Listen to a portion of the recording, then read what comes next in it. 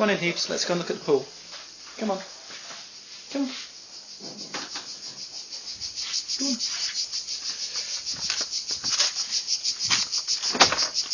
Now, today's Thursday, so it's what, 4 or 5 days since we had our accident. Got squashed by the car. Come on, Heaps. Oh, we picked up a stone.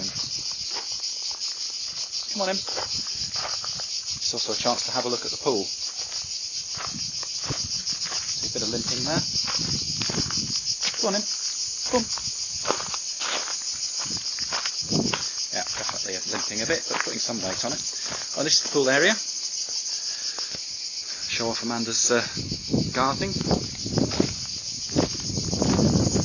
Nice border over there.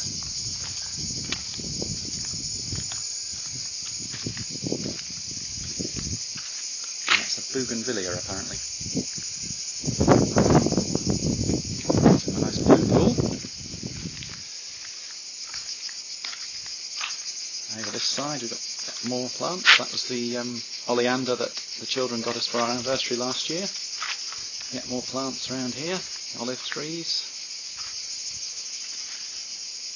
Even more plants.